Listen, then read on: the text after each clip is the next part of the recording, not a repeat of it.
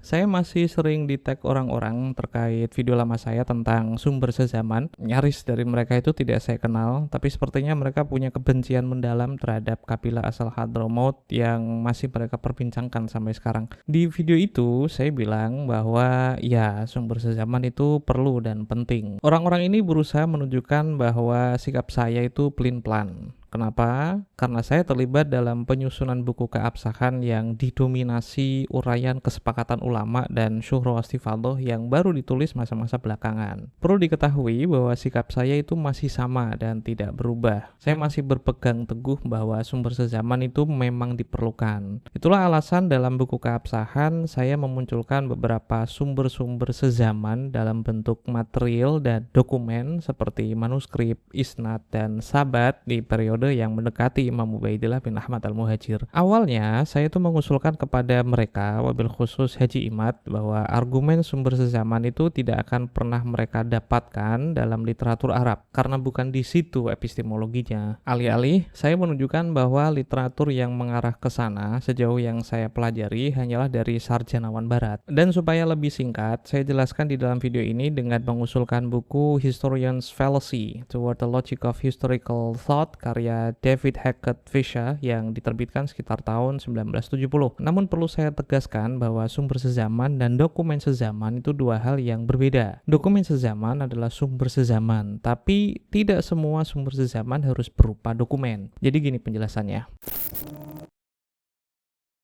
Sejarah seringkali bergerak dalam senyap, tapi pada momen tertentu ia meledak dalam ingatan kolektif, bukan dalam bentuk dokumen. 1945, saat Perang Dunia berlangsung, seorang tentara sekutu memasuki kamp konsentrasi Buchenwald, bau kematian menyelimuti udara dan mayat-mayat yang menumpuk menjadi saksi bisu kekejaman manusia. Dengan tangan gemetar, ia menulis diary kecil. Sejarah akan menilai ini, tetapi akankah mereka akan memahaminya? Di belahan dunia yang lain, hampir 2 dekade setelahnya, seorang pemuda di Jakarta melangkah keluar rumahnya pada suatu pagi di Oktober 1965. Poster-poster yang sehari sebelumnya memenuhi jalan telah dirobek. Namanya ada dalam daftar orang yang dianggap simpatisan PKI, dan akhirnya sampai sekarang ia tak pernah kembali. Sejarah mencatat bahwa setelah 30 September 65, puluhan ribu orang seperti dirinya itu menghilang. Tapi siapa yang akan mencatat? Apakah sumber yang paling dekat dengan peristiwa benar-benar mengandung kebenaran? Ataukah kebenaran itu telah dipilih sebelum dicatat? David Fisher dalam Historian's Fallacy Study mencoba menjawab paradoks ini dengan rule of immediacy. Prinsip ini menegaskan bahwa semakin dekat suatu bukti dengan peristiwa, maka semakin tinggi keandalannya. Konsep ini muncul dari kegelisahan terhadap historiografi yang seringkali lebih bergantung pada sumber sekunder yang telah dipengaruhi oleh tafsir baru ketimbang bukti yang langsung berasal dari masa itu. Historiografi modern memang tidak bisa menghindari subjektivitas, tapi Fisher berusaha memberikan batasan metodologis yang lebih jelas lewat buku itu. Ia akhirnya menyusun hierarki bukti dalam sejarah dari yang paling kredibel hingga yang paling rentan terhadap distorsi atau perubahan. Satu, peristiwa itu sendiri yang tentu saja tidak dapat diakses oleh manusia yang hidup di masa sekarang. Kedua, dokumen atau artefak kontemporer yang di masa itu seperti arsip resmi, laporan saksi mata atau artefak sejarah. Ketiga, kesaksian langsung yang masih dekat secara temporal. Terus yang terakhir adalah sumber sekunder yang semakin jauh dari peristiwa, semakin tinggi risiko bias dan penafsirannya. Prinsip ini telah menjadi alat penting dalam kritik sumber sejarah. Dalam historiografi politik dan militer, arsip negara dan laporan perang itu sering lebih diprioritaskan dibandingkan interpretasi yang muncul puluhan tahun kemudian. Dalam sejarah kolonialisme misalnya, catatan administratif dari Belanda itu kerap menjadi acuan utama dibandingkan dengan refleksi yang muncul di era modern. Indonesia memberikan contoh konkret bagaimana rule of immediacy diterapkan dalam historiografi. Sejarah 65 misalnya, hingga kini masih menjadi perdebatan. Di bawah Orde Baru yang dipimpin oleh Pak Harto, sumber primer yang beredar adalah arsip negara yang dikelola oleh penguasa. Kesaksian saksi mata yang bertentangan dengan narasi resmi itu dianggap subversif. Buku pelajaran sejarah hanya menampilkan satu versi tunggal kebenaran dengan versi pemerintah. Selama lebih dari 3 dekade, rule of mediasi justru menjadi alat untuk melanggengkan kebenaran yang telah dibuat satu pihak oleh negara. Kasus lain yang mencerminkan prinsip Fisher dapat ditemukan dalam historiografi kolonial Indonesia, seperti arsip VOC seringkali menjadi sumber utama dalam penelitian sejarah ekonomi dan administrasi Hindia Belanda. Tapi arsip ini ditulis oleh kolonial dan tentu saja untuk kepentingan kolonial. Jika seorang sejarawan hanya mengandalkan arsip VOC tanpa mempertimbangkan kesaksian rakyat yang hidup di bawah sistem tanam paksa, maka sejarah yang terbentuk adalah sejarah dari sudut pandang penguasa, bukan dari mereka yang merasakan dampaknya. Nah,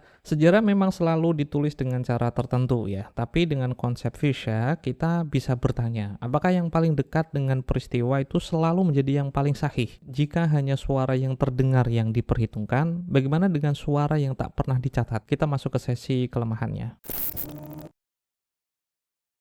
Dokumen-dokumen yang dekat dengan peristiwa tidak selalu objektif dan akurat. Hayden White dalam Meta History yang terbit 1973 menegaskan bahwa sejarah itu bukan hanya rekaman fakta, tapi juga konstruksi naratif. Setiap dokumen itu pasti lahir dalam konteks sosial dan politik tertentu. Arsip negara misalnya tidak akan selalu berisi kenyataan, tapi seringkali merupakan gambaran yang disusun oleh mereka yang berkuasa. Indonesia udah jadi contoh paling faktual bagaimana rule of mediasi bisa menjadi bumerang jika diterapkan secara dogmatis. Selama lebih dari 3 dekade, buku putih versi negara tentang G30S-PKI menjadi sumber utama yang digunakan dalam sistem pendidikan dan media. Ia menjadi kedekatan temporal, tapi ia juga syarat dengan sensor. Apa yang terjadi ketika hanya satu sumber yang dianggap valid, sementara kesaksian lain seperti Pramudia Anantatur dibungkam? Apakah kedekatan dengan peristiwa itu cukup untuk membangun sejarah yang objektif? Dalam Silencing the Past yang terbit 1995, mengingatkan bahwa banyak dokumen sejarah yang tersedia lebih mencerminkan kepentingan mereka yang memiliki kekuatan untuk mencatatnya dibandingkan realitas mereka yang mengalaminya. Ini juga terjadi dalam historiografi kolonial di Indonesia. Selama berabad-abad, arsip VOC menjadi sumber utama sejarah Hindia Belanda. Namun, arsip ini lebih banyak berisi catatan mengenai perpajakan, perdagangan, dan kebijakan administrasi kolonial dibandingkan kisah para petani yang hidup di bawah sistem tanam paksa. Nah, dalam banyak kasus, rule of mediasi gagal menangkap sejarah sosial dan sejarah emosional. Barbara Rosen-Wayne dalam Emotional Community yang terbit tahun 2006 menekankan bahwa ketakutan, trauma, dan emosi itu seringkali tidak tercatat dalam dokumen resmi. Contoh, gerakan mahasiswa 98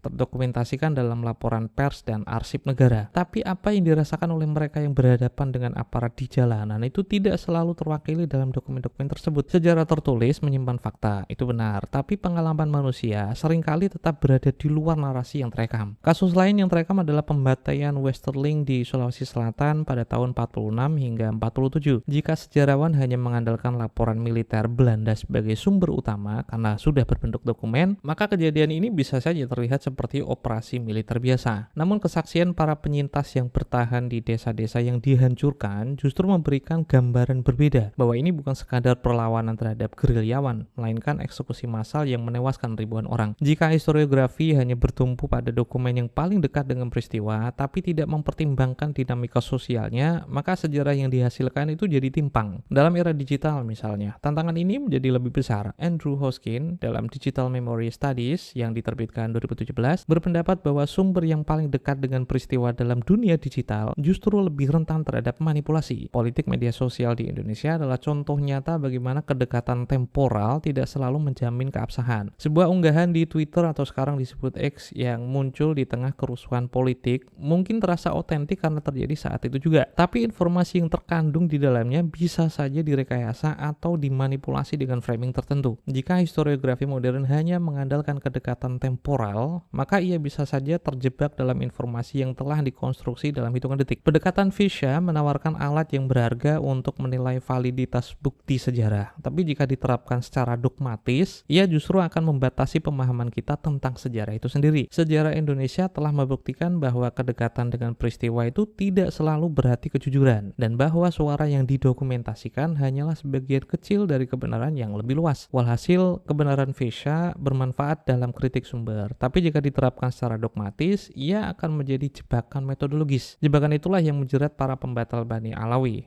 yang akhirnya seperti sekarang. Kenapa? Sejarah itu bukan hanya tentang menemukan dokumen yang paling dekat dengan peristiwa, apapun bentuknya, tapi juga tentang memahami bagaimana peristiwa itu direkam, siapa yang memiliki kuasa untuk mencatatnya, dan apa yang hilang dalam rekaman itu. Tapi pertanyaannya tetap sama, apakah sejarah hanya tentang dokumen yang bisa ditemukan, ataukah sejarah juga tentang keheningan yang tak bisa kita dengar? Secara melabas, sang historian SKS, ini Bapak Ngantor, sampai jumpa.